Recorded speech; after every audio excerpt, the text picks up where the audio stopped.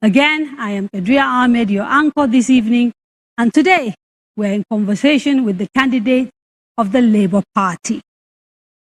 Thank you so much, Mr. PeterObi and Dr. Daria, for saying yes to the invitation to attend this town hall. We don't take your presence here for granted, and I'm sure our viewers are very pleased that you said yes. Thank you so much for joining us. Thank you for inviting us. Thank you. Just a few things to note as we begin this conversation. In addition to people in the room who will be asking questions of the candidates, we have 6 remote locations across 6 geopolitical zones. And over the next course of the next 2 hours, we will hear from all of them. We have also collated questions sent to us via email and our social media platforms, and we'll try and get answers to as many of them as possible from our candidates. It is important that everyone who is asking a question state their name clearly and always be on point, as we must be mindful of time to ensure we get as many people to participate as possible. Okay, so 2 hours, a lot to get through. So just to dive straight into it, there are 18 people who are presenting themselves to Nigerians, saying we are going to be the best president and vice president. Why should Nigerians elect you, the duo, the two of you? Well, it's for Nigerians to first try to scrutinize and look at our past, who we are, where we're coming from, look at what we're promising, and be able to verify whether those things we're saying we're going to do based on the past, can we deliver them? I mean, that's sort of like a very generic statement, but you are convinced you're the right people. And so I'm saying, what are the things that make you stand out from the other 18 people that are contesting? But maybe even from the front runners, the sort of 6 people that we are talking to in this town hall. Well, like I said before, it is a question of trust.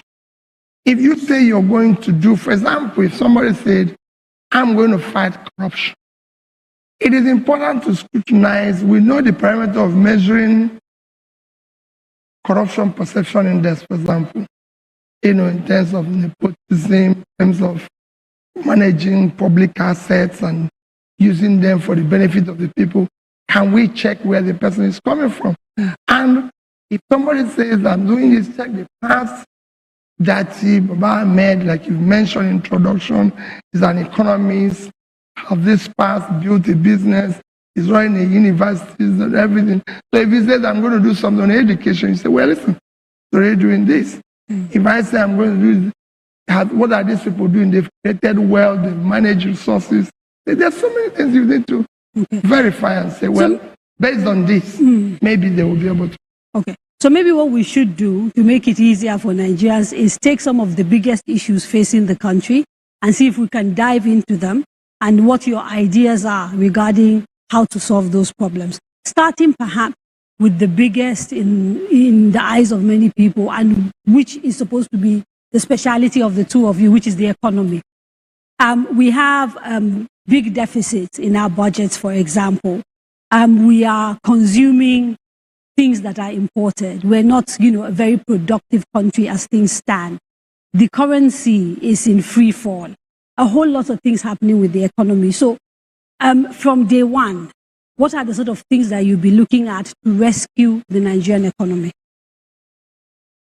If you look at all the pack, all of us, we're the only people who emphasize that we're going to move the country from consumption to production, because Nigeria is not a productive country. And the economy is at the base of all our problems. Yes, we have a security problem, but you can link it directly to the economy. Because when you have over 100, like they've just come out with the NBA, when you have over 130 million people living in poverty, you're bound to have crisis. Because when people don't know where the next meal will come from, it becomes a security risk. So you're going to have crisis. So dealing with that, like you said, first is to look at where is the country in terms of economy. You need to deal with the issue of food production. You need to look at how do you feed the country. That is a given. Considering that today, as we say, he said everywhere, the greatest assets, physical assets of this country, is the all-cultivated land in the north. But it still doesn't answer the question of the how. I'm going to give you the how. Okay. So, what it is that for us, it started with the issue of Kuja deficit. Thank you. If you look, let me take 2021 budget. In 2021 budget is about 21 trillion, with a deficit of about 11 trillion. In that component of 11 trillion, you have about approximately 6 trillion for subsidy. All these are approximate. By the time you remove subsidy, you've halved that, because I believe that subsidy must go. Okay, and we have to, I've been told I have to take a break. When we come back, we'll talk about whether the removal of subsidy is in line with the ethos of your party and the principle because we've seen them say that subsidy will go, but there are conditions. So we'll dive into that conversation shortly after this break. Candidates, and we are in conversation with the candidates of the Labour Party, Mr. PeterObi and Dr. Daria Ahmed. Welcome back. Sorry? Baba Ahmed, you want me to say the full thing? Apologies. So you were explaining where you thought you could start to get saving as president, and you were talking about subsidy removal. If you can sort of explain a little bit more. Not savings, but how to reduce deficit. Deficit, yes. Which was your question. Okay. If you remove that, you have your deficit. And the question is, it is not in line with Labour position. Right. So what we have heard from Labour, shortly after you made the initial statement about the removal of subsidy, is that they think in terms of it has to have, refineries have to be working, there has to be certain conditions. Labour's position is that the removal, you have to explain the alternative. Right. Or how you're going to do to be able to ameliorate the increase in prices. And that is in place. With time, today we have the Dangote refinery almost 90% completed. And we have some other modular refineries that are coming and everything, which you can, as quickly as possible, support for their completion and support other new ones that are coming up. So that removal alone will not, it will be like something that you can do as quickly as possible and be able to still have the same product competitively priced that we are accepted, and then use the resources. Because I can't always say what you have today as subsidy, for me, is organized crime. And you can't continue that. Yes, I think many Nigerians would agree with that. You can't continue with that. So you can deal with it. Labour is not against subsidy removal. They are against, if you're going to remove it, there must be something you're putting in place in order to be able to manage what is going to follow. And that we're going to do aggressively. And that, if by the time you remove it, deal with the other components of fiscal rascality, like be able to bring the rule of law and manage corruption and everything, you'll be able to bring the deficit down. Okay. I will come back to that. I want to bring Dr. Baba Ahmed in here because he's also an economist. When we look at some of the utterances that you and Mr. Obi have made around the way you're going to turn this country around, it seems to be market-driven, capitalistic.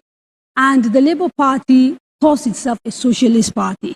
So there seems to be a little bit of a disconnect between your ideology and that of the party you're representing at the polls.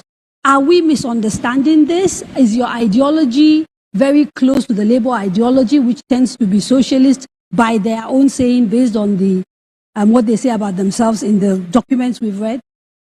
The ideologies have been completely misunderstood. I beg to say, Labour has never been a socialist inclination. I can quote them and the document I have. No. The way they describe themselves. When you speak about the founding principles of Yes. communism and socialism, Yes. what we have as labor is not resting on those principles. Right. The labor, as we have it in the context of parties, are those from the welfarist state. Now, welfarist began with an economist called, forgive me, I can't remember the name right now, in the 50s. Margaret Thatcher, for example, made a huge success out of welfarism and labor politics in the UK. She was a conservative. She was a conservative, but the labor unions grew powerful and made a success of their drive during her era. Right. Please, market-driven strategies of any government, including China and Russia, are never at loggerheads or against the principles of what we call labor. Right. Labor so you don't see a contradiction? No, there is no contradiction. Okay. Anything. Okay. There is difference from welfarist doctrines and then the principles of communism and socialism that have proven incapable of standing the test of time. Sorry. So let's go back to details of the how. So you've talked about removing subsidy, using modular refineries. Just for deficit. Yes, for deficit. Yes. And where you can cut the deficit, because it says huge deficit. Yes. And I'm telling you how to cut it. Yes. So, okay, so what is the position of your party when it comes to the other parts of life? Chamberlain. I remember the name now. Chamberlain, right. Yeah, okay.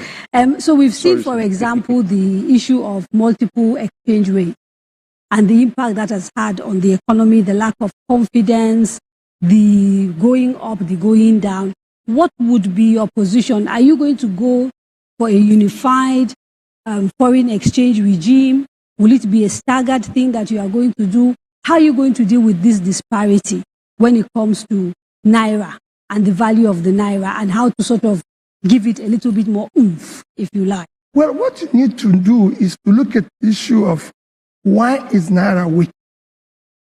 That's where you start. Mm-hmm. The Naira is weak because of the weakness or strongness of your currency is determined by your reserve. Because you have low reserve, the Naira is weak.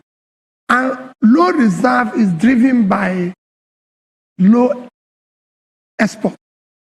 You don't have enough export that is bringing in foreign revenue. And that's where you have to look at it.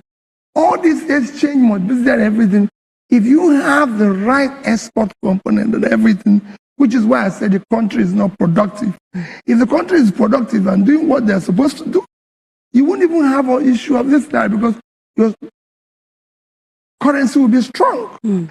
You can't have a huge country like Nigeria with the level of export we have today. Last year, just to give you an example, our total export is 18.9 trillion naira, which at the official rate is about $47 billion.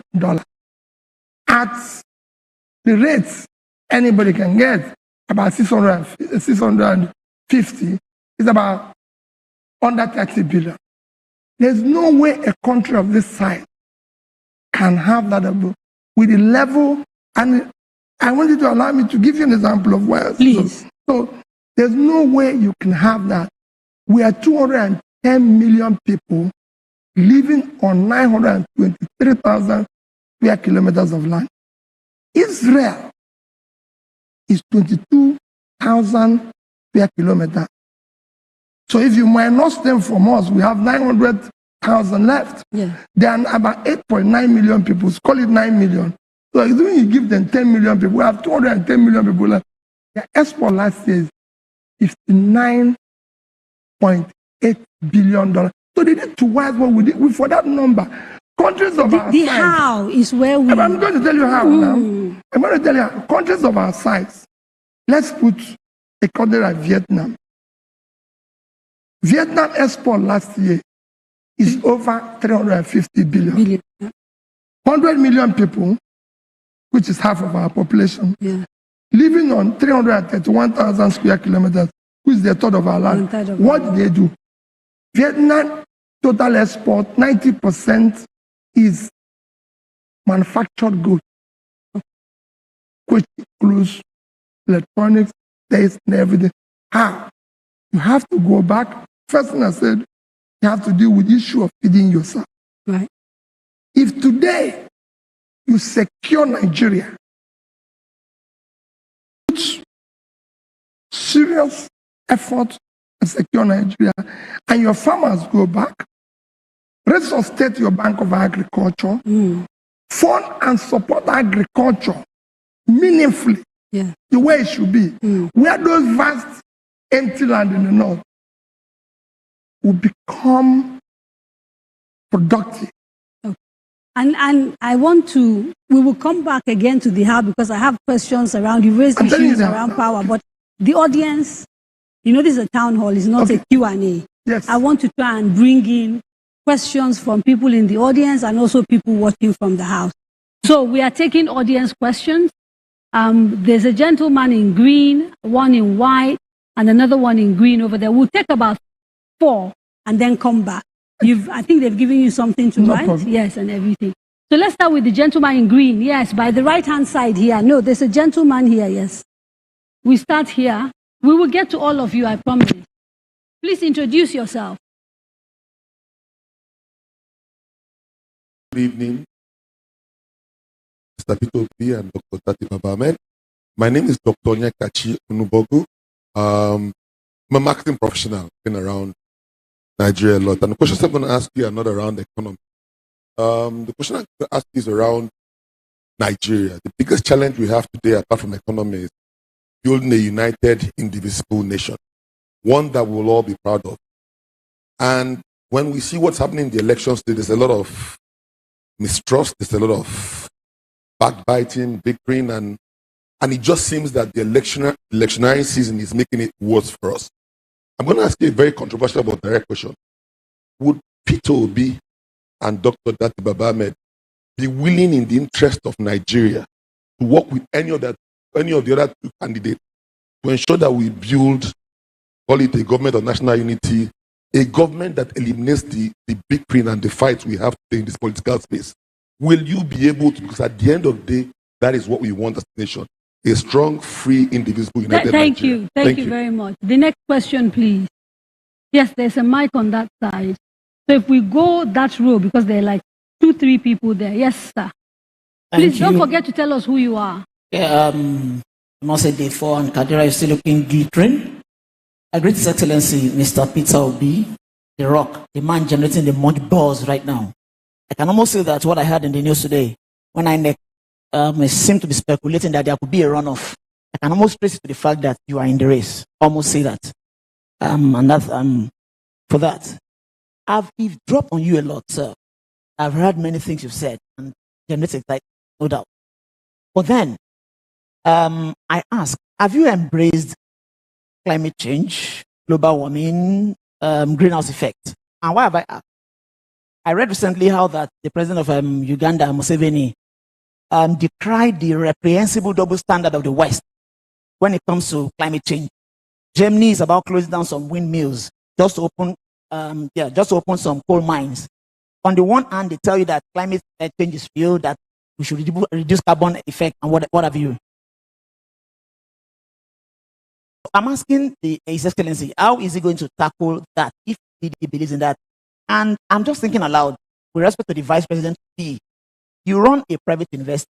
Won't there be a clash of interest with ASU?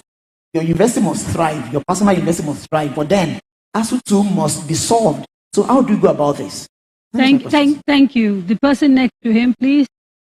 Good evening. My name is Abubakar Sadiq. My question is very direct, and I would like Mr. PeterObi to answer it directly as I want to ask. A day after Anambra State Governor, Soludo, critique your mode and style of campaign. His hometown was attacked by ECN. How does this portray your claim to ensure freedom of expression without fear of being maimed or killed? But eventually, if you emerge as the president, please, if we criticize you, are we going to be saved? Like, are we going to be saved? That's the question. Thank you. One last question, and we'll come back to. Okay, I think we're done for now. Okay, so questions to both you and Dr. Baba Ahmed as well. Maybe we could start with the one of how you the mistrust, and perhaps maybe what we should ask is how will you unify Nigeria? And would you be willing to go into a government of national unity? That was the first question. If you follow our 7-point agenda, the first one is to secure and unite Nigeria.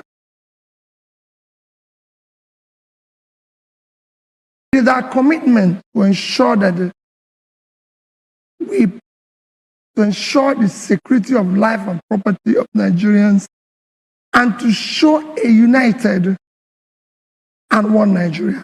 How? Varies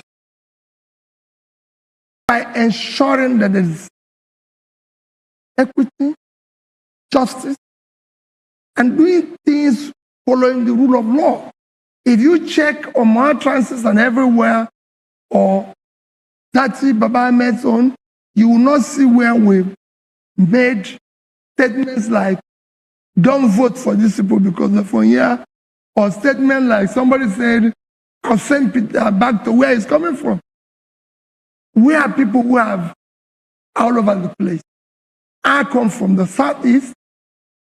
I live in Lagos, live in the southeast, live in Abuja. I've traveled everywhere, and I've maintained that nobody should vote for me because I'm from the southeast, or vote for me because it's my turn. And the southeast is clamoring for it. But check our record. And we maintain so. And our backgrounds speak so. And I believe, and I've lived it. I said it today, most people as governor, the closest person to me is my ADC. My ADC is from Kano. I always say, it is the best policeman I've ever met. We remain close to today. The investment and dealing with other countries. And so is he. So, all of us, I think, tend to generally understand that the background to peace in most societies is respect for the rule of law. Yes. Right? And Nigeria suffers direly from the fact that actually the rule of law doesn't seem to apply evenly or equally. And, there's impunity all over the place. So the question again is how? How are you going to move a country that is used to doing things a certain way, both in terms of the institutions that are charged with enforcing rule of law, but also the culture of a people who are used to breaking laws willy-nilly? I'm not clear about the how. Like your judiciary. Once you do things based on, remember what? Equity and justice. It's even enshrined in our constitution, for example, where we talk about national character, everything. Once you do things based on that, you will see unity. Once you show, of course, we're going to serve where we're going to. For example, I've always emphasized my target is the vast land in the north. I want to start pulling people out of poverty in the north. And I do it so aggressively. I've always said we're going to make sure we recapitalize and deal with the Bank of Agriculture, which is based in Kaduna. There's quite a number of things you start doing, and you see there's no other way to do it than equity, justice in all your dealings. So the second part of that question was whether you would be willing we maintain that we're going to form government of national unity. Okay. So, but if you don't win and somebody else wins and they invite you, would you join a government of national unity? Why not? It's not inviting me that is the problem. I've always said it. You work with show that you're working with everybody. For example, somebody asked me that earlier today, and I said, at my stage in life, there's little or nothing I'm looking for, in the sense of we're not looking for a job. But of course, why wouldn't I? It's my country. Even now that I'm not in office, I still at all times defending various issues with regards to Nigeria. So we will, if we win, our government will be government of national unity, but it must be focused on youth and women. Okay. Women and youth. And we have specific questions about that, which I'll come to in a minute, sent to us by women group. Thank you. Some of them. But before I leave you and go back to Dr. Baba Ahmed, there is a sort of a slightly related question. Somebody in the audience talked about the attack on Governor Soludo's home state and asked you your position around ESN. Well, people... And I want to piggyback off that and ask you specifically what you make of the agitation in the East, specifically your position on IPOB and ESN. Everybody knows my position on agitation. I've said I'll dialogue and discuss with all agitators. Everybody, everywhere in the country is full of agitation. This is the accumulative effect of leadership failure over the years. There's nothing wrong in agitation. We'll dialogue and discuss with everybody. But what about the attacks and the killings? That's what I'm saying. That what is said have no toleration. Soludo, I've taken a position of Soludo and said, he's my governor, he's my senior brother, and we're very close.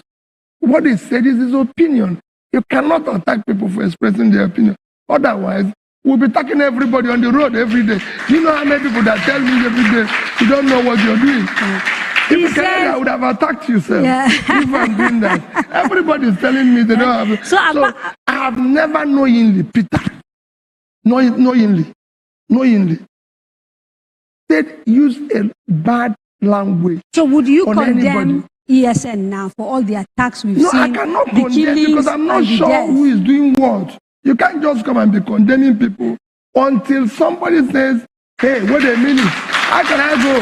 Every day, let me tell you, people say all sorts of things. You can only condemn people when there's a process which they have said, oh, this person has done this.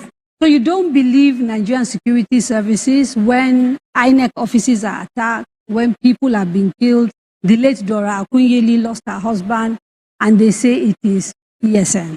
You don't believe it? Let me tell you, I personally, single-handedly, left Lagos without any single security, took first flight to Owerri, drove to Ogidi police station to retrieve the body of Chike Akunyele. Nobody did.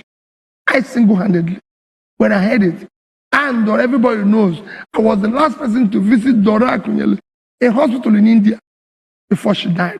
I'm very close to Dora and the family. Everybody knows. So I can tell you what happened to Dr. Chike Akunyele. Nobody can say, is this person or that person? Chike Akunyele was just trying to drive back to Enugu, ran into people who were robbing and doing all sorts of things. Other things which nobody can explain. Even where he was trying to say, no, stop this, no, stop that, of course he was shocked. But you see, whenever things like that happen, people speculate all sorts of things and everything. Nigeria is where people just make up. Because there is a research that has shown a direct correlation between the announcement of the formation. There's no research. There is research. There is research that has shown a correlation between the announcement of the formation of ESN, some of the utterances of Nnamdi Kalu about take their guns, shoot their guns, and the spike in violence. People are saying if a witch is crying at night and you wake up in the morning, a baby has died. There is none. Okay, so I have about 10 messages here. Yes. Saying I should not come to your program. I know. That you're totally against me. I know. And I'm here. I told them, I said, I like meeting people who are against me. I know. And I'm I know. What they don't. So if I take all those witches, no, I'm sorry. I want to see the witch before I call it witch. Those people.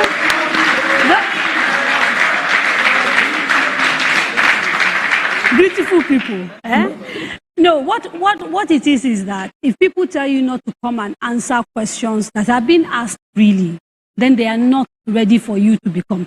That's what I tell them. Everybody will like you. Because you see, it's not just Kadria saying these things.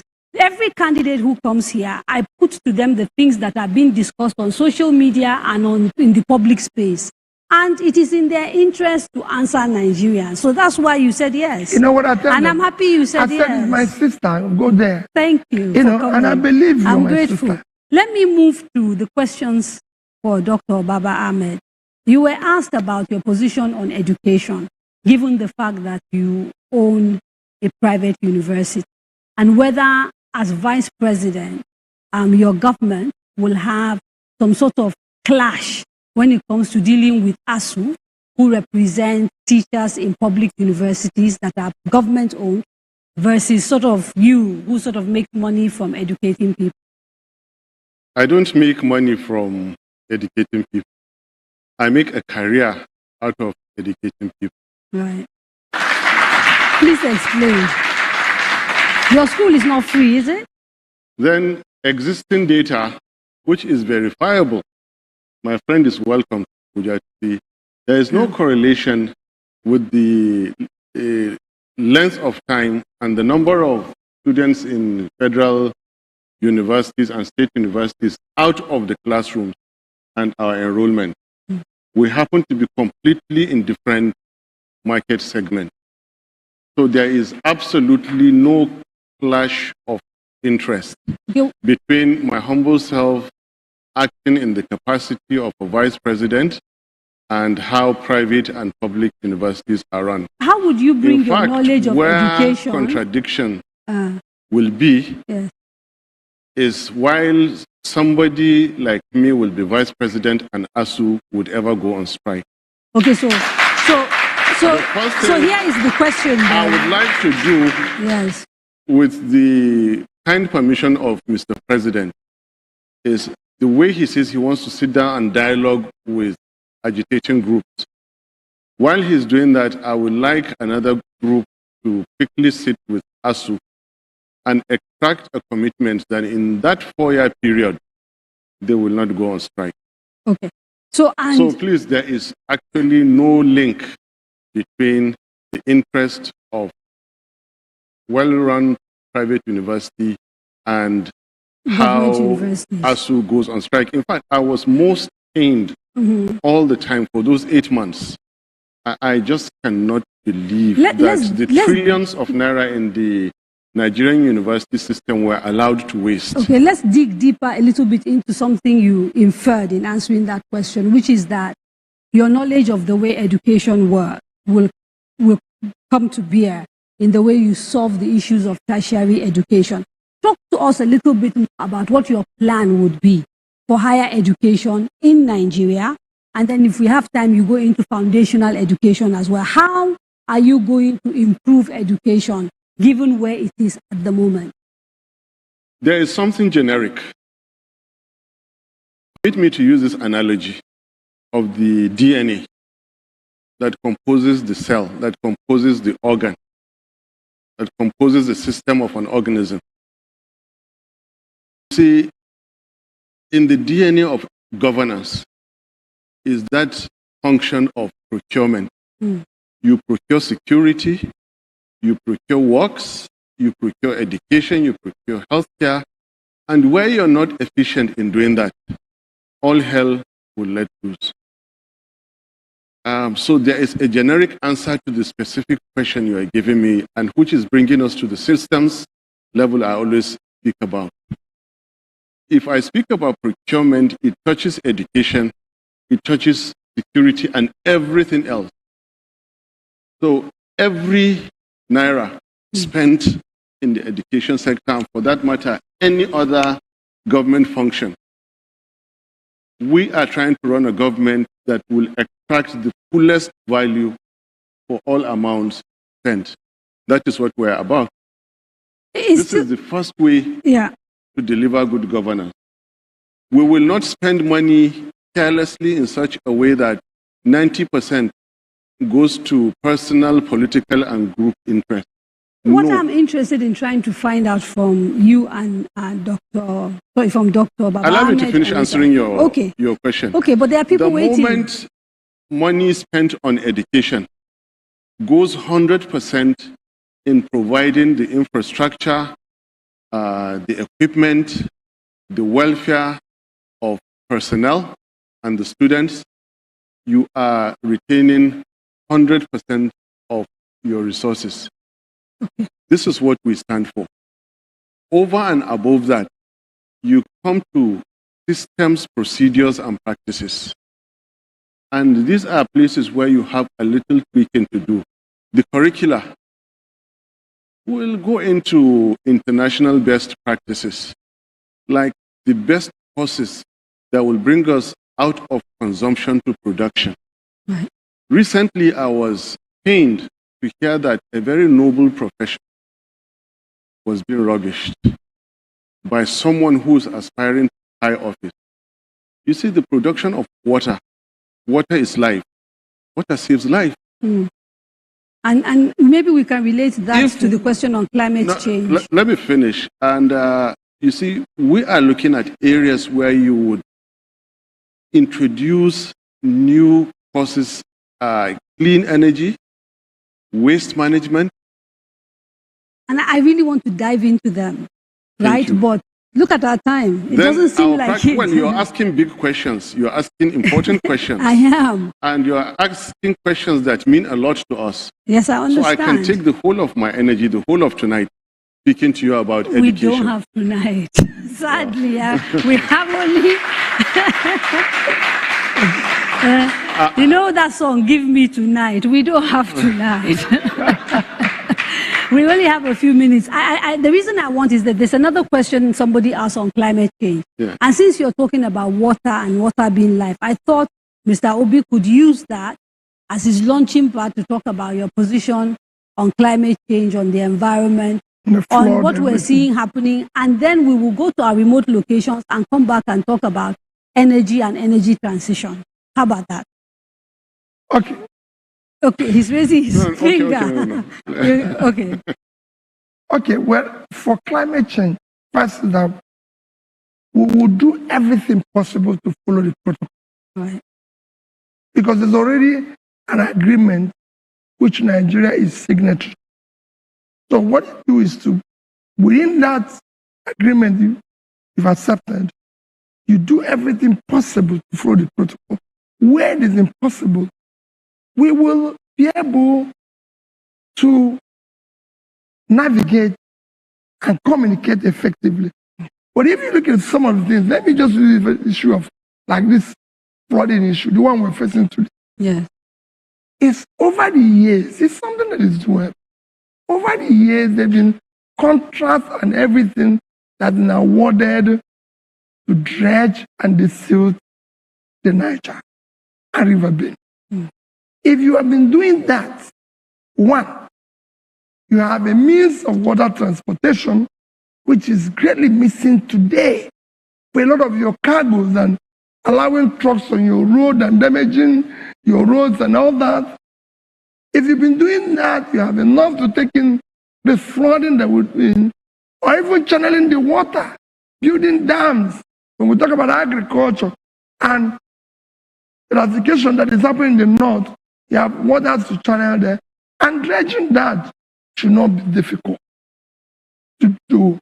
Today, everybody knows that in Egypt they say, no Nile, no Egypt.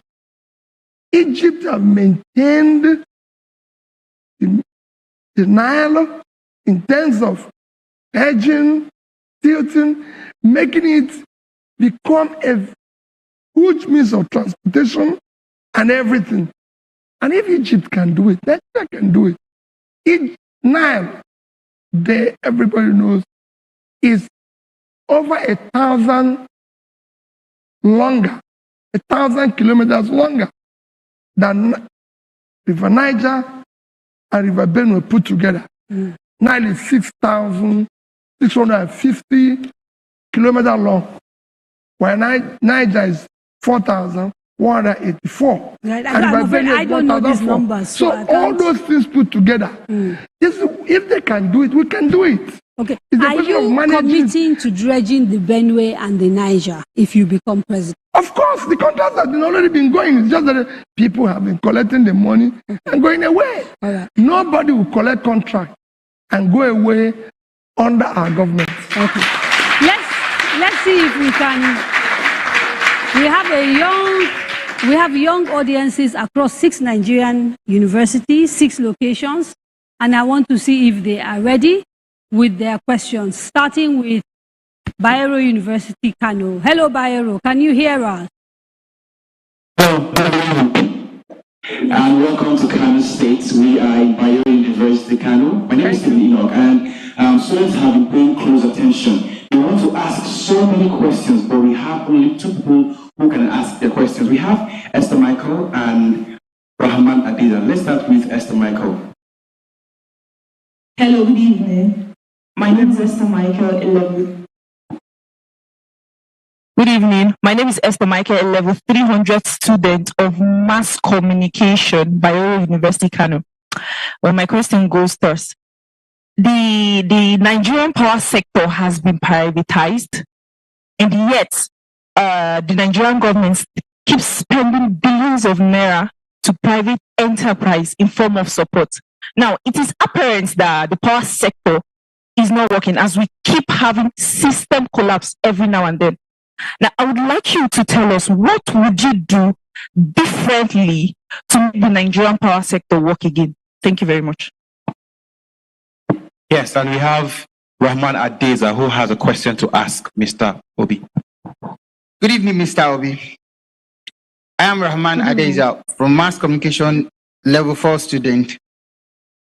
Sir, do you believe in Biafran self-determination agitation? In a simple answer, yes or no. Also, what is your idea of federalism and restructuring? Thank you, sir. Thank you very much. Yes. Questions. Thank you very much and have a lovely evening. Thank you very much, Kano. Do we have another university ready, or do we deal with these questions first? Oh, we'll go with the questions first, starting first with power sector, privatization, etc. I don't want to go into whether the privatization was dodgy, done well, or the issue with it. Right. I don't have an eye on the past, and I've maintained that we're going to look forward. I'm not going to waste everybody's time going to yesterday. Yesterday is gone. I'm going to go tomorrow. First is that you can deal with the power issue as decisively as possible. 1, today we have installed capacity of about 12,500. But because of not having the transmission infrastructure to deliver that, and we have a distribution infrastructure to distribute that. First is to ensure as quickly as possible that you have the transmission infrastructure and distribution infrastructure to be able to transmit and distribute installed capacity of about 12,500. And then centralized transmission still like we have no, now? I said I'll decentralize it. We decentralize, Remember, right. I said I'll decentralize it. Okay. That's why I said have the infrastructure to deal with that as quickly as possible. Okay. In doing Have that, you done the numbers? Numbers of the cost? You've forgotten. I've been all over the place, traveling to Egypt and everywhere. Okay, because on average, 1 kilometer of a transmission line costs about $1 million USD. Let me tell you, the amount of money we're wasting can deliver all those things. I've done all the numbers. Okay. You know, this country has borrowed, in the past 8 years, we've borrowed nearly $100 billion. 10% of that would have put us out of delivered power. So, I've done the numbers very well. The only thing I can do is numbers. So I've done it very well. Okay. The rest assured. What I'm saying is that you deal with that. As you're dealing with that, and supporting those who are in generation today, providing a regulated environment that will support their business, giving them access to finance to support their business because their business is troubled. But you know they've had access to finance before in form of loans, in form of grants from CBN. Let me tell you. I said, give them access to finance. Believe me, we did see all these things that... One of the things they say they want is increase in tariff. Will you allow it? Of course, there's increase in tariff. Everywhere you go in the world, there's different tariffs for different areas. You can't charge people in Ikoyi the same as people in Ajegunle. I will charge those who have to pay it, who have the resources to pay it. They'll pay it. And then I'll reduce the price for those who don't have. So those who are low income, you can subsidize. Those who have high income, they will pay the appropriate thing. And they are the ones consuming more. If you go to the average house in Ikoyi, they have all sorts of things, different fridge in their bedroom and everything. In Ajegunle, they have only one fridge in one. So I've subsidized their own, charge the people in Ikoyi appropriately. It's simple, because they can afford to pay it. Is that what we are talking about, fuel subsidy? Everybody is paying subsidy. When there's people who have 12 cars here, and the people in my village who don't have any car, they're paying for subsidy.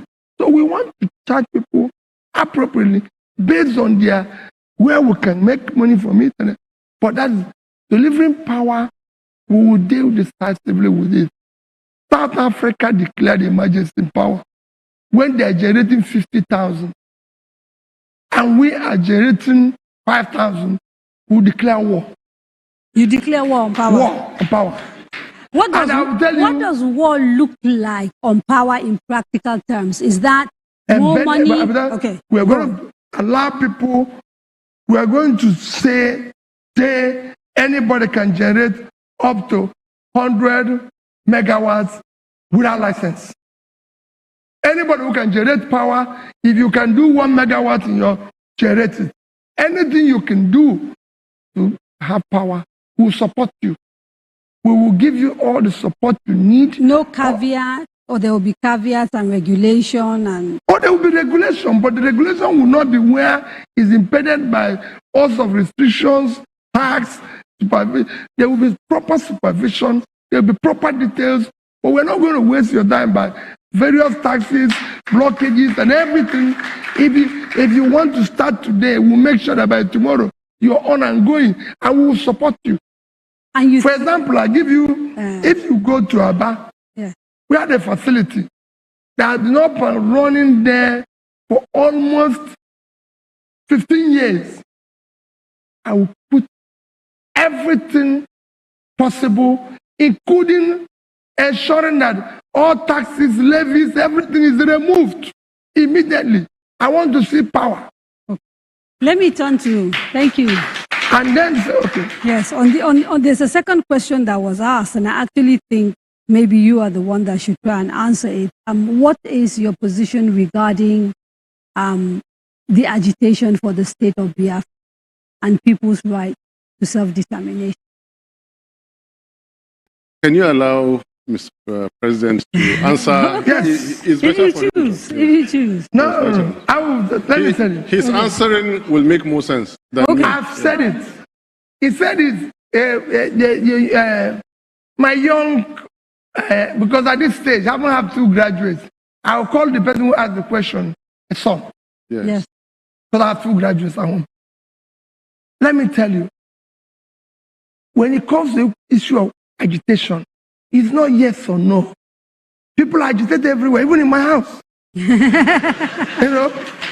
So when the first thing you do with the agitator is to sit down and listen to the person who is agitating. Unless you sit down, you cannot say yes or no. I'm a Nigerian. I'm contesting election as a Nigerian. I'm not contesting as from any other place. I'm a Nigerian. I believe in Nigeria. I believe in unity of Nigeria. And I believe that I'm going to bring all agitators back to Nigeria and make it work for them. Because the reason why they're agitating is injustice. When you provide justice, equity, and create a level playing field where people start watching, there will be agitation. So there was agitation. There was agitation. There was agitation for, don't forget, there was agitation yesterday in America. Yes. Before. Don't think America is like this. There was agitation before. There was agitation before in Brazil. I can show you countries where there's so much agitation. But when level playing field were created, where people start work, talent, much of the opportunity, all these things will go. Okay. So just wait. He wants to ask something. I allowed my principal to answer this question because we have nothing to hide. When I joined his ticket, and just before I joined it, I faced a great deal of resistance and afterwards a great deal of difficulty, all centered around this. He is the best person to answer, and he has told you clearly, I allowed him because there is absolutely nothing to hide about agitation or about his candidacy, about where he comes from. Let's go a little bit into devolution, restructuring, which is another debate, and things that are sort of in the public domain. We have conversations. So, do you believe in restructuring? And if you do, what does it mean to you? Because it means different things to different people. And when you talk about restructuring, talking about issue of constitutionality, dealing with the constitution, restructuring the country is a constitutional matter which has to be dealt with everything. Our government will be by consent. We need to sit down and decide this is the way we should go. It is not just so national conference again? Or? No, it's not a question. There's enough documents already. There's enough conversation already. Now we can bring up and look at them and say all this. You know why people are talking about? So the consensus through National Assembly? I'm trying to understand the mechanism. Of course, for you to restructure Nigeria today, you must do so through National Assembly. Right. And in doing that, you need to come out with a convincing argument, which I can tell you about. If you take issue of security, there's no reason why we should not have local government, state police, and national police. Okay. It is a part of restructuring. We're talking like, you know, at times why people are talking about issue of restructuring, and it looks as if it's something difficult. It's because we're a consuming state which exists in this sharing formula, which we've already said we'll remove and put production formula. Production formula. We'll talk about production formula after we've spoken to the University of Ibadan. Thank you. Nirong, I hear you're on standby. Yes, we are on standby here at the University of Ibadan, Oyo State. My name is Niro Adesoya. We have two of the students here ready to ask questions. First up, we'll start with Samuel. Samuel, let's have your question. Good evening, Mr. Obi. I am Samuel Adebola by name, a final year student of the Department of Geography from University of Ibadan. So my question goes thus. Nigeria is too over-dependent on oil, yet we have enormous deposit of other natural resources that can pump money into our economy. So in diversifying the economy of Nigeria, do you have any plans on reviving the Ajaokuta Steel Company? If yes, how? This is because the steel industry is the bedrock of any industrialized nation. Thank you, sir.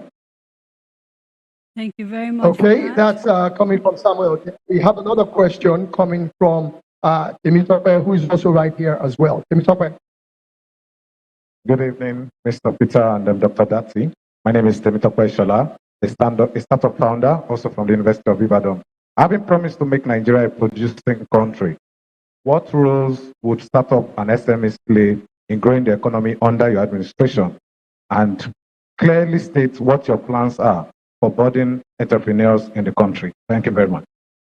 Okay, those are the two questions from the University of Ibadan this evening. I want to say thank you very much for giving us the opportunity as well. Thank you very much. Over to you. Well, the first question is about the dependent on oil and diversifying the economy. Nigeria, and the Ajaokuta Steel. Yes, and the Ajaokuta Steel. Let me correct one thing people make a mistake about. Nigerian economy is well diversified, except that it's not productive. Please explain. Because the oil people are talking about, today, go and check our GDP. Oil contributes less than 10% of our GDP.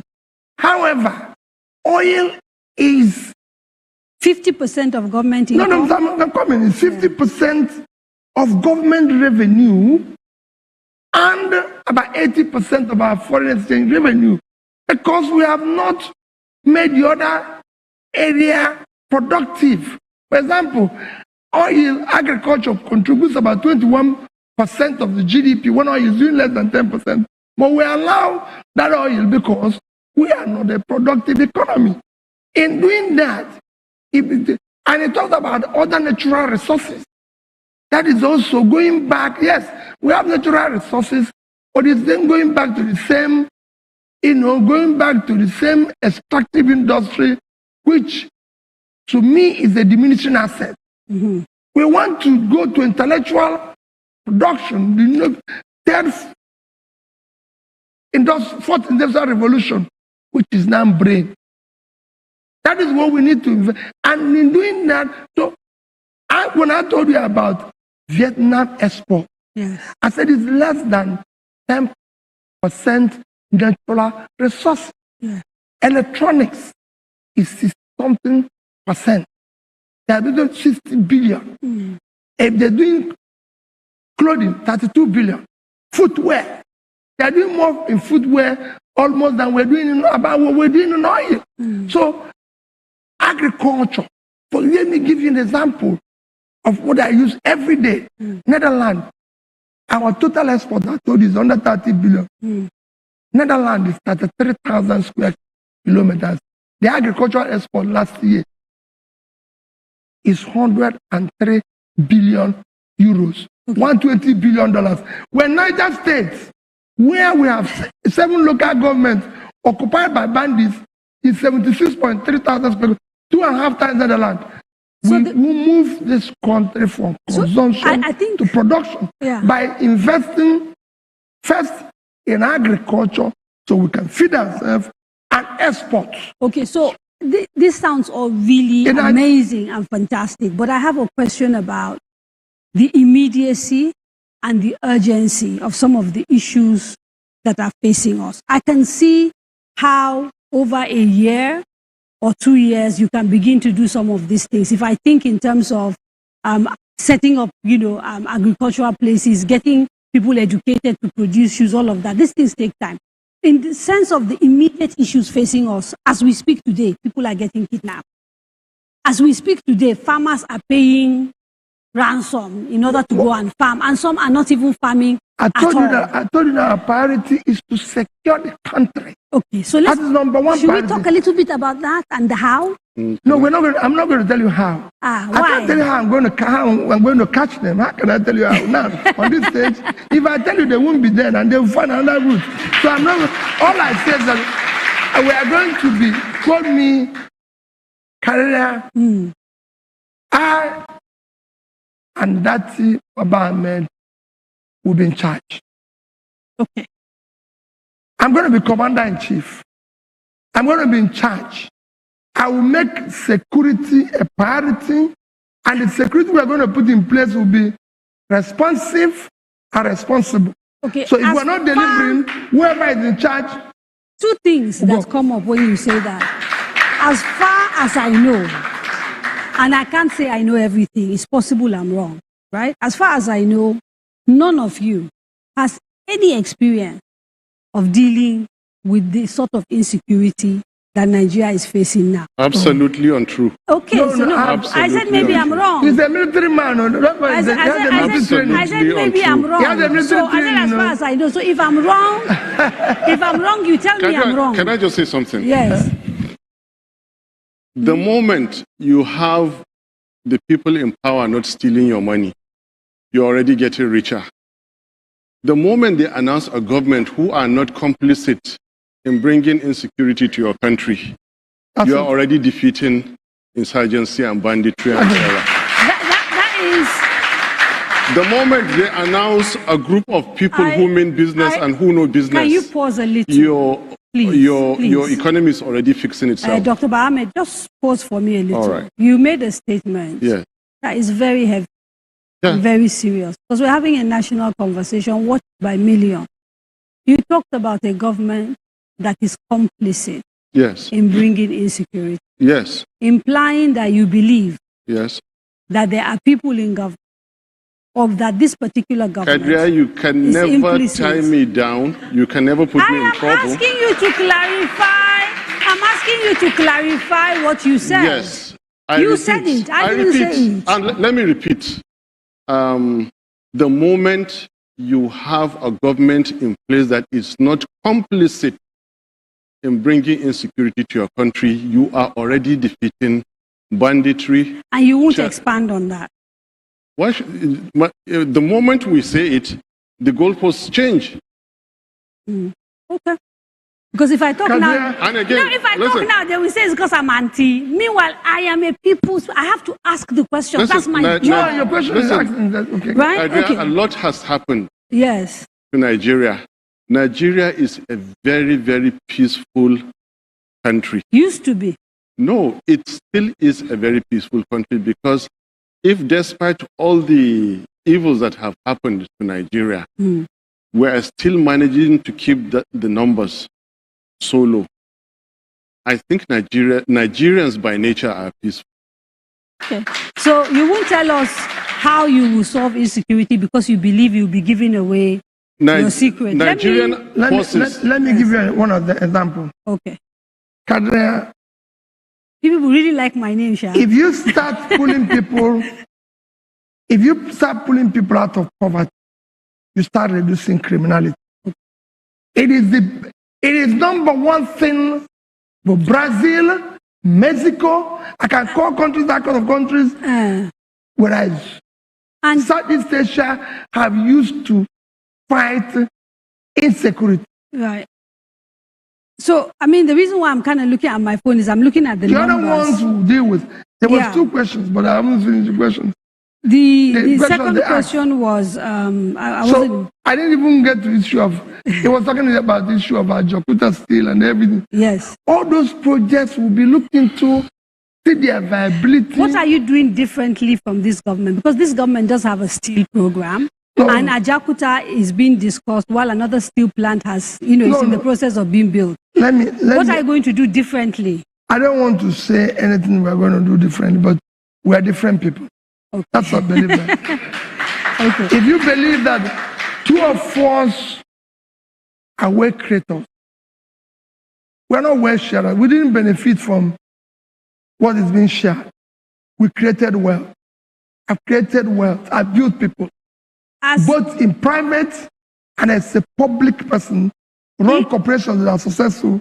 As governor of Anambra State, yes, when you left office, yes, your IGR was 500 million a month. Willie Obiano came, and within months, that IGR had become 1.2, 1.3 million, seemingly able to outperform you. So sometimes when people hear you say, can I tell you one? Can I tell you one thing? You see, people don't look at the foundation. I built the process that made it possible. It couldn't have been 1 month you did it. Let me tell you, go and check. No, one area. I built the IGR building, computerized it, right, did everything. So when people say somebody came yesterday and he started working, look at the foundation. Okay. It was me who laid the foundation. I made it work. Okay. He didn't print money. Let me not say what happened thereafter. So I built that foundation. We're going to have to take a quick break, and when we come back, we go to our other remote locations. SME. We will pick it up after. I haven't forgotten. We'll pick it up. Don't go away. Is brought to you with the support of the MacArthur Foundation and in partnership with Nigerian Television Authority, Cabal Entertainment, Network Service of Radio Nigeria, Emmanuel Chapel, Citizen Zikoko, Silverbird Television, Trust TV, News Central, and Injenge Television. Now let's go to the audience and get a few questions from them. And before we do, I kind of like that you're all here and you're engaged, you're exciting. But if we could keep the noise a little bit down, because it is interrupting a very important conversation. I'm sure you all want people at home to hear him clearly and for me to be able to allow him to finish answering his question. I would appreciate that. Thank you so much. There's a lady in blue in front and the lady next to her and then we can go to the back after that. Let's have a few ladies, please. We've not had women speak. We're supposed to have 2 microphones. So where are they? Can you guys move and hand them? She's in front. Please. We will make our way to the back. Let's start with the ladies because we've not had a woman talk. Thank you, ma'am. Do I have to stand up? You can sit. Thank you. Good evening, gentlemen. So I have 3 questions. They better be fast. Yes, my name is Ireti Bakari. My first question is to do with SMEs. I'd like to know, most SMEs complain about stealth taxation. Do you intend to eradicate that? If so, would you be able to afford to? Stealth. So there's taxes that are hidden. Stealth, hidden. So triple taxing. That's number 1. Number 2, if you were, and this is hypothetical, but if you were president today, would you sack the CBN governor? Yeah. Number 3, once you become president, are you willing, bold, and brave enough to imprison those found guilty of corruption, including the current president, if he's found guilty? Thank you.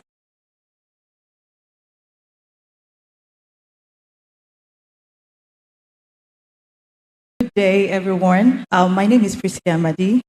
I'm still going to ask something about SMEs because I'm particularly happy about the fact that the president is very interested in moving the country from consumption to production.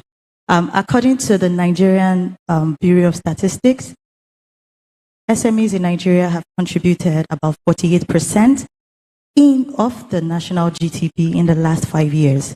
With a total number of about 17.4 million, they account for about 50% of industrial jobs and nearly 90% of the manufacturing sector. Now, Mr. Peter, how would you be able to further empower this sector? Because even though they contribute well to the economy, they still face massive challenges, especially in various sectors, including it's really lack of important skilled that people manpower. keep their questions short. There's Yes, a lot I of will. people who want to ask, and we still have people in Nigerian universities. And if people have asked the same question, please don't repeat it. It isn't the same. I was coming to the part of empowering the SMEs because they're really facing a lot of challenges. Okay. Mr. Peter, what would you do differently, sir? Thank you. Please give the 3-4 people at the back so many questions. Quick, and we need to be fast. Good evening, everyone. My name is Santos. I'm from Human Capital Africa, and I'm going to education. You've spoken a lot about education, Mr. Peter. And we're in a region where 9 out of 10 children at the age of 10 can't read with meaning. And foundational learning, it's almost 0. We also are in a region where the Dakar Pact has said that you spend 15 to 20% of your national budget on education. Nigeria spends around 5 to 6%. If you're elected president, how would you address this foundational literacy and numeracy? Thank you very much. It's important to say that if you insist on prefacing your questions, we can't get everybody in. Your presidential candidate has all the context. He understands the play. So please, no more questions. We're going to the remote sites. Maiduguri is on standby. We've got very limited time. We have to be disciplined. Yeah. Okay, no, let's take a few more from University of Maiduguri, then we'll lump them all together. Yes, Maiduguri, we can hear you. Good evening, Nigeria. Welcome to University of Maiduguri. We have 2 questions from the students here for the presidential candidates, starting with Abdul Salam. Abdul Salam. Okay, thank you, sir. My name is Abdul Salam Ilyasu, and my question is, Mr. Obi, what can you do to convince a rural man who has been influenced by the existence of PDP and APC to vote for Labour Party? Thank you, sir. Next, we have Sadwo Ella. Good evening. My name is political allegiance. Yes, please carry on. Good evening. My name is Sadu Banyawa from the University of Maiduguri. Nigeria has been designated as one of the poverty capitals of the world. I want to know what the presidential candidate and his deputy plan. What's their plan to reduce the rate of poverty in the country? And also, what strategies will they employ to bridge the gap between low-income earners and the middle class? Thank you. Okay, so just to also say, thank you very much, Meduguri. Can people please try not to repeat questions? We've got very limited time, and it's important that we give them an opportunity to talk about as many things as possible. So if someone has already asked a question, please don't repeat it. Okay, Saz.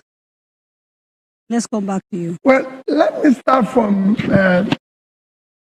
issue of Meduguri, because I'm sure there's a long way to ask this. He says, what are you going to do, if I understand the first question, to make people to move away from PDP and APC to Labour Party? I think it's very simple. They drove us at this junction. If you have a driver that has driven a vehicle where you've come to a point where the vehicle have an engine problem, the vehicle can no longer move, you're not going to allow the same driver to continue. But, Mr. Obi, we want to fix this vehicle. But you were that vehicle. Just as early as 2019, you were in PDP. Listen, he was in PDP. No, 1 minute. And APC. No. Let me tell you. ANPP. Let me tell you. Moses lived in Egypt. Okay. So was Joseph. They were part of it. God comes and chooses from within. He's not going to create new people.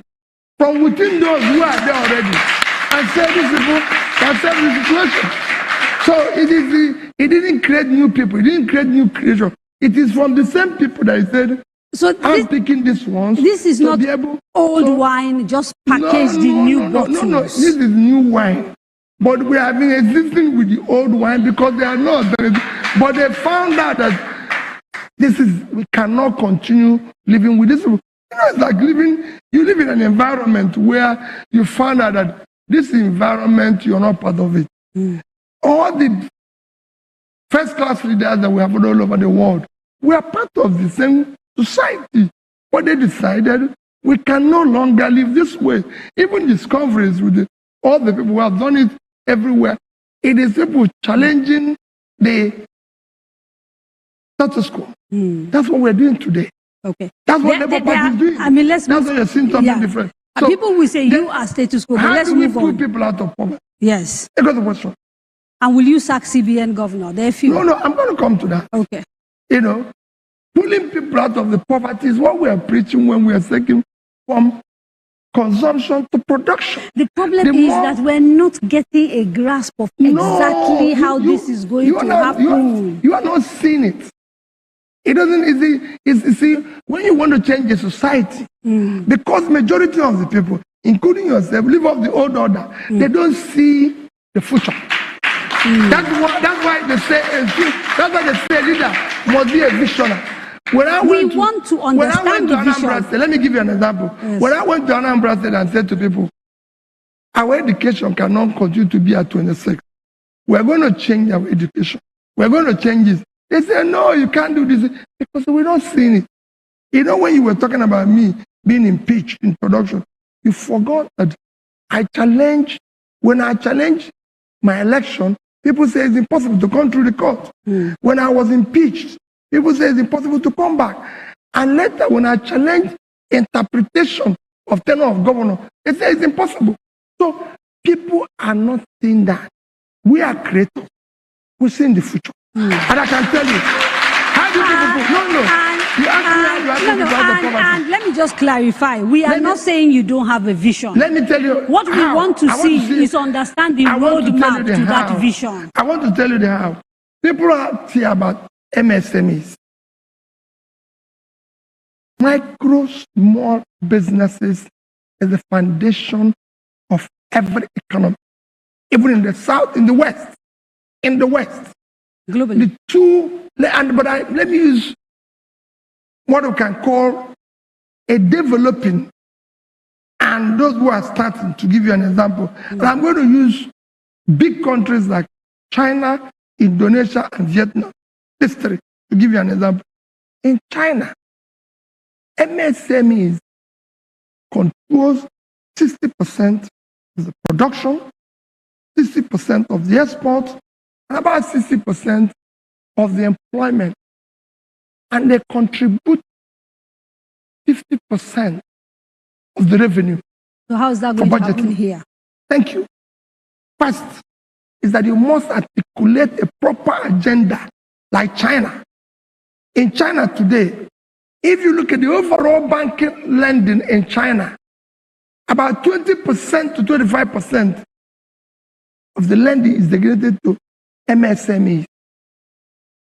In Indonesia, there's a ministry for MSMEs because they control 90% of the employment. So is it in Vietnam.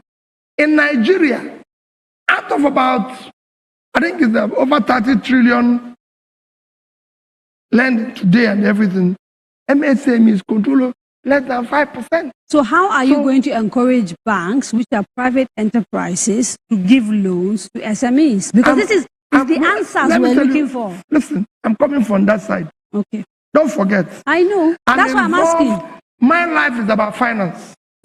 That's what I've done all my life. It's a combination of two main things. You have to have a fiscal and monetary policies channel like this. Government grants. Anchor farmer borrower programs? No, not, yes, but done differently. Not announced in Abuja, but dealing with the Bank of Industry and going to deal with the people, the farmers. Because what you have now is that good programs announced on TV, but poorly implemented. People don't do what is expected here, they do what is expected. I will be there with the farmers. I'll be there with the people.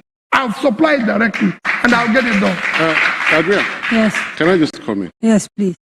Mr. President, our candidates told us that corruption kills hard work, enterprise, and innovation. There is a certain disequilibrium in our system. You see, necessity is the mother of innovation. We need to innovate, force people to leave the present preoccupation, which is government contract, and go into SMEs. So we have to do it by force. Okay. That is what I need you to see. Now, let me answer you. When Bielsa has finished talking... Hold on, let me just answer you. Okay, just finish this. Okay, go on. Yes. If anybody can get a government contract and make 9 times profit from that simply because he's a relative, acquaintance, gatekeeper, or influencer in government, such people will never go into enterprise. Here is a government coming into place to say that there is no more easy money. That 90%, 9 times 900% profit you used to make is no longer there. That money belongs to all Nigerians. That is what we are going to do that is different. When Nigerians realize that they can't go and rely on their relatives in government to make easy money, they have to go into industrialization. Okay. And I will ask you again how when we come back. But we've got Bielsa on the line. In one sentence. Yes. Let me give you in one sentence what he's saying. All right. Which you will already discuss everywhere. We must stop people wealth without enterprise. Thank you. All wealth must come with enterprise. Okay. And again, I will come back to the how after we have spoken to Bielsa. Hello, Bielsa. Good evening, Daria. Welcome to Bielsa State. My name is Victor Binawari, and we have 2 people that will be asking questions from this station. I would like to move to Emmanuel quickly. Emmanuel, please step forward and ask your question.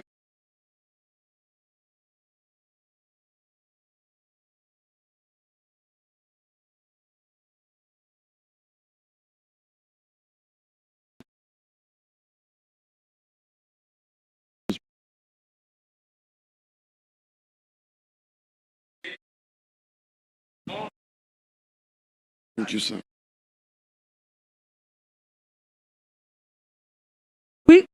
We can't hear you. We seem to have audio problems. So I think maybe if we go back to the questions around political, CBN governor and political allegiance. Let me tell you. And okay. Are you back, Bayelsa? Okay. My question. Okay. His Excellency, this question is for you. Today, more Nigerians are leaving the country to Europe and other parts of the world. Doctors are leaving and our best brains are leaving. If you become the president of Nigeria, how will you reverse this trend of mass exodus of our people? How will you make Nigeria acceptable and livable for its people? Also, if you become the president of this country, by which constitution will you operate in this country? If you are to operate with the illegitimate 1999 constitution, why will you do that? Thank you. Okay, quickly, we'll move to Honorable Elliott for his question. Good evening, Mr. PeterObi and his wife. I am Augustus Elliott Osomo, a former legislator from Bayelsa State. Should you become the president of this country, how would you solve the problem of environmental pollution in the Niger Delta region, where the wealth of this nation comes from? Thank you very much. Thank you very much. Thank you. Thank you, Bayelsa. And because we're running out of time, I'm going quickly to Enugu before we come back to Mr. Obi and Dr. Baba Ahmed. Enugu, can you hear us? Okay, well, Enugu doesn't seem to be ready, so we'll go back to the answers to this question. Well, the issue of sacking of CBN government. Yes. Here, Enugu. Right, okay. I'm sorry. All right, we can hear you. Good evening from Enugu. I am Informa Ajumobi. Got two questions. Blessing and Valentine have some questions and they would address it to the candidate. Valentine, please, let's hear you. My name is Valentine Obelago. I'm greetings from Enugu. Please, my first question is, you have spoken a lot about improving the agricultural production in the north. But please, how would you achieve this, given that there's a very high amount of banditry in the recent years? And my second question is that, if you're elected, how would you curb or put reforms to stop other criminal activities in the country, such as the unknown government in the east and the kidnappings around the entire nation? Thank you. We have Blessing on standby as well for her question. Blessing. Good evening from Enugu. My name is Blessing Chimeze. Sir, if elected the president of Nigeria, you said you will remove subsidy.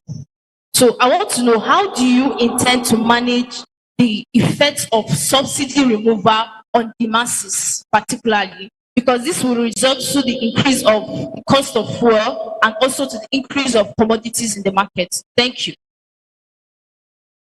That's so much we have from Enugu. Thank you very much. Thank you very much.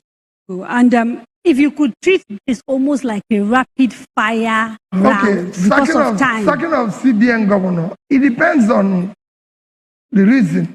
You can't just get up and sack CBN governor. Are you happy with his performance now? Well, I'm not. I didn't appoint this one. But you are going to, if you become president, you will inherit him. No. Don't worry what will happen then. When I become, and I'll deal with that matter then. You will have only 1 year to go. So don't worry. I'm not going to sack him. Okay. But I assure you, it depends on what is happening then. Right. On issue of fighting corruption, my position is known. I'm not going to fight corruption by being vindictive. We're going to study, make sure that the proper investigation and everything. We're not going to criminalize the country the way it's being done now, where they are running after people up and down. If you don't like somebody's case, you just nickname them. No. We will operate by the rule of law. Will you do this? There will be law and order. I will ask you this question there's the proper investigation, there's the proper this. Where will even negotiate? I'll negotiate. That's why I'm asking, because you keep referring to Indonesia. What I need is money to come back, so I can use it to work. If you put people in jail and they take away the money, what are we going to do? With other countries of the world who have done it better, and I'll learn from them. If it means we that, already have a law here, the whistleblower laws, the let laws me tell that, you, I'm not going to go back. Okay. I'm going to put a new law from the day I start. Right. If you take money, this is what is going to, but nobody will take, because I'm sure they will know that if I'm not taking, you shouldn't take. But the laws, going back, as president, I'm going to go back in an organized manner. I'm not going to go and be running around all over the place. Okay, but because you refer to, you will make laws. Laws are made by the National Assembly. That's what I'm saying. I'm going to go to the National Assembly and say, this is a law for corruption. And this is how we intend to implement it. And if they refuse to sign it? No, there's things we'll do. No, don't worry. I'll deal with it now in Anambra State. Go and see. No money was missing in Anambra State. If it was missing, Daria, it is not easy for somebody to leave an office where nobody is asking you and you left $150 million. According to the person who came after you, you left debt. That argument has been going back. He said you had contractors to pay and you didn't pay them. Listen very well. Up to today, I'm quoting the Sun interview by Mr. Willie Obiano. Listen very careful, Daria. Listen to me. Up to today, I've said this, and let me say it now in this town hall meeting. The day I left office, I was not only one contractor who have executed his job, certificate issue. Let that one come. I'm not only one supplier who has delivered what we ordered and we're owing the party. Wasn't owing civil servant, salary, pension, gratuity. If any of them come out today, I will stop. Okay, so let me ask for clarity. Let me ask for clarity. It is a very different thing if I award a contract for 9-kilometer road. Somebody build 1 kilometer and I pay him. Yes, no. Because I will only pay for what I receive. So the allegation he made was that just before you left office, you gave out a lot of contracts and he had to deal with paying for those contracts. Leave allegation. Okay, I'll leave allegation. Let's deal with issue that is real. Let me tell you how government works. If, for example, let the government, outgoing government of Buhari, award all the roads. When you come, you will pay.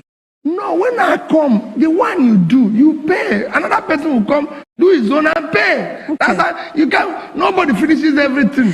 That's why I said that the one I've not done, let other people complete it. There was a question about the constitution that was described as illegitimate and whether you will work with it. There's a lot of questions. There's a lot of questions which we need to quickly deal with. We still have to deal with Abuja. With issue. So, issue of brain drain. Yes.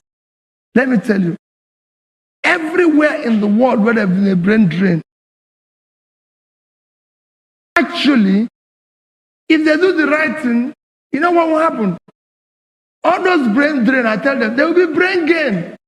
Because they'll be the first investors to come back when I and Daddy start turning around here. They will come back with their investment. The first foreign investor you attract in any country is people who have left from your system, who have made money abroad. When they now see opportunity here, they will come back. Like I always say, when people go, but that's what remittances, I said we'll double it. How are we going to double it? When we produce a conducive environment for them to bring more money. Today they are remitting only 5% of their income. They will remit 10 to 20. But they start coming back to invest here. It is more conducive. They start coming back for holidays and everything. And we will do that. So brain drain will be brain gain in the future. Watch it happen. Issue of constitution. It's neither here nor there. What am I saying? Any constitution, don't forget that a country like Britain doesn't have a written constitution. Any constitution is prone to amendment. That's why we're talking about restructuring. We will sit down and come out. Don't call it a fraudulent constitution. We haven't even implemented that the fraudulent one justly. So let's start with it, and then we will amend it in order or restructure it as we agreed. Right. It's a government of consensus. We're not going to govern by military might. It is, we have to sit down with everybody, agree to what we're going to do, and everything. Yes. SMS by stealth. the stealth taxes of the SMSs. I've said that the engine of growth is MSMEs. I was answering when we got in. I told you, MSMEs is the engine in which we're going to develop the place by putting money, supporting our youth. The greatest asset of this country today, physical human asset, is our youth. With energy and talent. What they need is for us to put money into them. If we put money into them today, you could, when we talk about anything, whether it's agriculture or this, like I say, remove corruption. No easy money. Corruption is entrepreneurship. You get these young ones to be able to be supported physically and everything. Let me give you just in closing, because I'm sure you will say, we're closing. Well, we still have a few remote sites as well. So, yeah. Melu Foundation, that for every young person they gave $5,000 every year. They found out that a year or so after, the person is employing 20%. Okay. My sister, this country have borrowed in the past 8 years about $100 billion. If we have decided to use 10 billion, share it among us. Okay. Can you do the number? I am trying to. It'll be phenomenal. Yeah, but the thing is, Mr. Obi, part of the times like when we sort of talk to you, why I sometimes get a little bit, is that we hear about what's happening in other places. And I'll give you an example. Sorry. 1 minute. I'll give you an example. Yeah. In Anambra State. No, let me give you an example. Use Anambra State. Yes, okay. Go and ask Evelyn Oputu, still alive. I was the first governor in Nigeria to go to Bank of Industry. In fact, shockingly, it happened on a Sunday. I said, MD, can I come and see you? He said, when? I said, can I come tomorrow? I was calling him on Saturday. He said, tomorrow, but I have to go to church. I said, when I'm coming to see you, it's about church. Church is about solving. We all go there to pray for God to solve our problem. Part of it is we will pray and God will solve the problem I'm coming to. I went to our office on Sunday. I said, Anambra State wants to partner with Bank of Industry, where we will invest 50% of what we're going to bring. You bring 50% and you lend money to MSMEs in Anambra State. One act. Is that? And what's the result of that intervention? Well, the result is for you to go and look.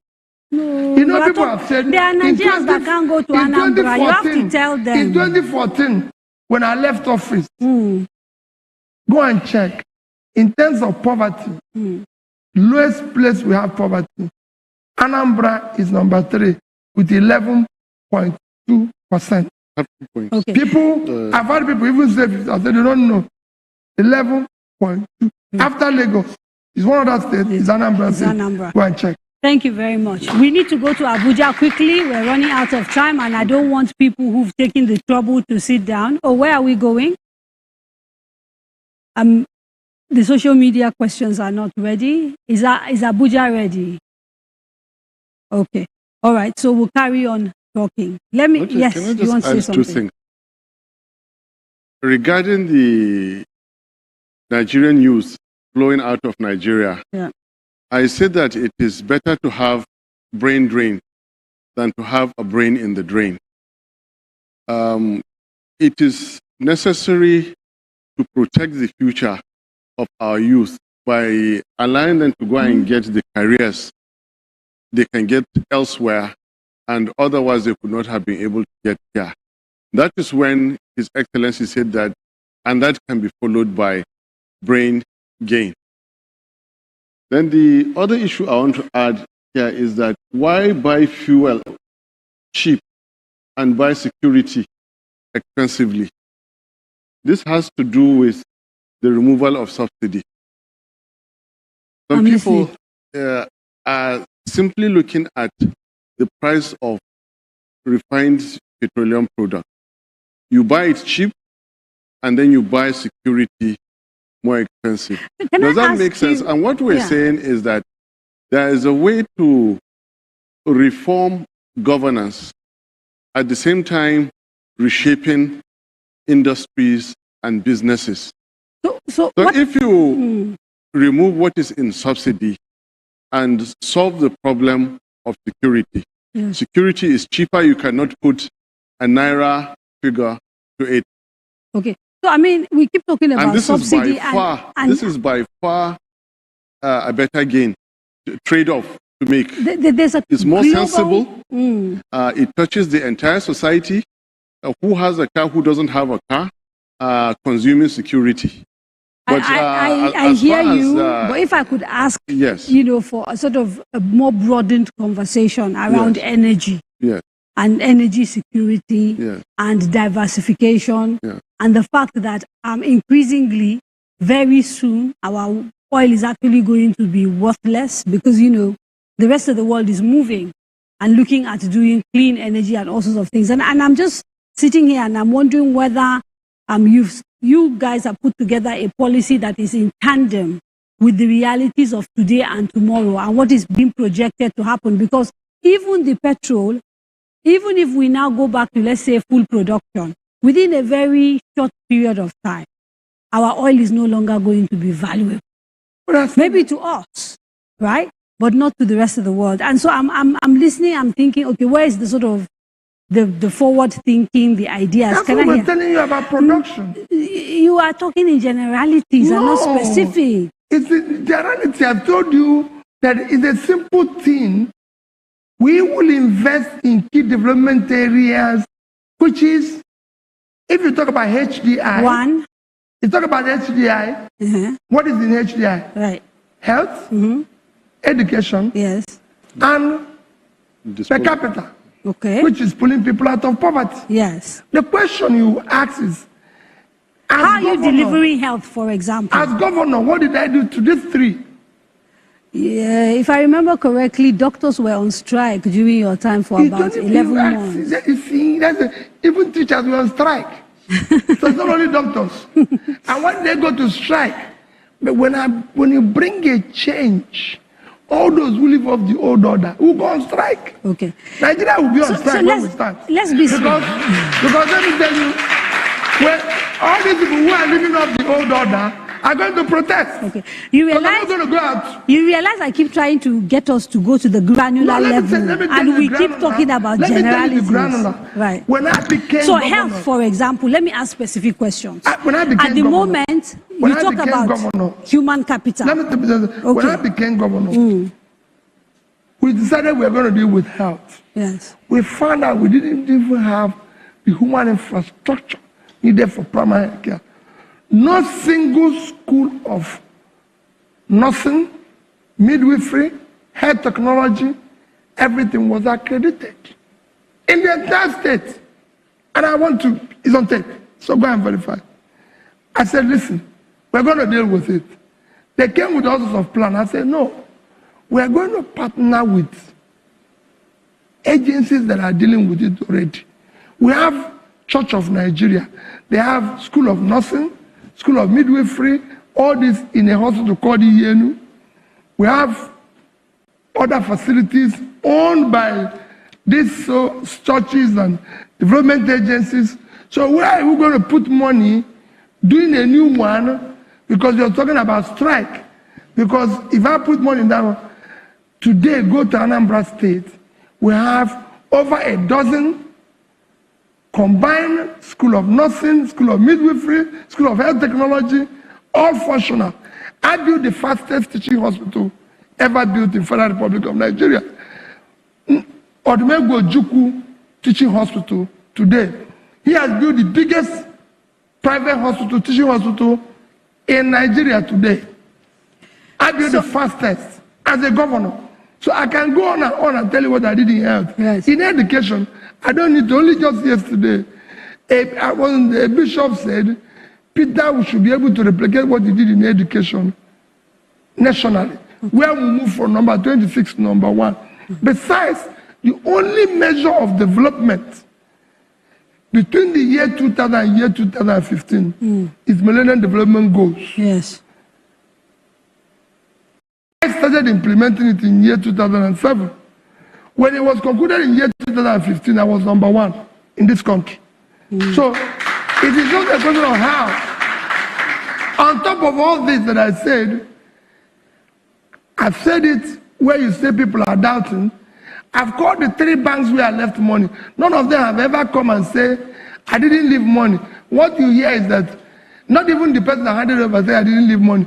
All you hear is that this youth, this group, that group, I didn't hand over to a group, I handed over to somebody. And I want that person to come and say, I didn't see this money. Okay. Let me quickly just ask you to dive a little bit, the issue of health. Only 3% of Nigerians at the moment have any sort of proper health coverage. Yes. And the reason why I've been asking you to sort of go into this with a bit more detail is because I've seen bits and pieces of you talking about a plan you have to deal with to the give issue of insurance. So I wanted to get a sense of what that means. The issue of health insurance. Okay. That is what is done everywhere in the world. By getting everybody in that basket, you're going to get the big, the small, and everything. That is what you need to. So private-driven healthcare through insurance. Government has to contribute. So government majorly. will pay for some of it. Majorly, because that's the only way those facilities can reach the poor. If government doesn't pay, government at the moment is struggling, and we're seeing that even our main resource, oil, is dwindling in value globally. Listen, government is struggling because you're not doing the right things. You're not investing, you're borrowing money and throwing it away. You're borrowing money and people are stealing it. If you do the right thing, you create wealth. No government is stationary. You know, if other governments can do it, we can do it here. Sure. We're going to do the right things. Government, there's too much waste. We're going to curtail all the waste. Okay, so there's a question here that I've been trying to get to because people have been sending things online. And how much priority are you willing to give foundational learning, primary school education, compared with other stages of education? I think somebody else asked Foundation learning is the key. Right. It's the first thing, it's the critical thing. Remember what I told you, 3 things is what you use to measure development. The more educated your people are, the more development you have. Right. Today, you cannot. Your human capital is about 168. Okay. It's very low. I'm going to ask you to make your closing statements because unfortunately, despite our best efforts, we have not been able to even get through to Abuja. I'm sure they will be disappointed, and we're about to wrap. So essentially, if you could tell me what your unique selling point is, tell Nigerians in a nutshell, again, remind them why when February they go to the polls, they should vote for the 2 of you. Okay. 2 of us have appealed to Nigerians. Next year's election should not be based on tribe. No tribe buys bread cheaper or have better roads and everything. It should not be based on religion. No religion buys bread cheaper or have been able to employ everything. It should not be based on my turn. It is turn of Nigerians to take back their country. We have promised we will secure and unite this country. That's your promise. We have promised we will ensure that we move Nigeria from consumption to production, start pulling people out of poverty. We will ensure we will work with rule of law, deal with the issue of corruption, where we bring it to a minimum. We will govern from the front. We'll be in charge. And we'll make Nigeria work where today we have a Nigeria, but we don't have Nigerians. We will create Nigerians who will be proud of their country because we'll be in charge. It will stop at our desk. And we work as a brother. No team in this equation can beat our team. Thank you very much, Mr. PeterObi and Dr. Datti Baba Ahmed, for honoring our invitation to take part in this town hall. Our gratitude to the MacArthur Foundation, who made the candidates today possible. We would also like to thank our other partners, Nigeria Television Authority, Federal Radio Corporation of Nigeria, Zikoko Citizen. I'm struggling to remember the partners. Trust TV, Silverbird TV, Kaftan TV, Injenje TV. Join us again tomorrow for the 5th and second to the last edition of The Candidates. Have a wonderful day. Bye-bye.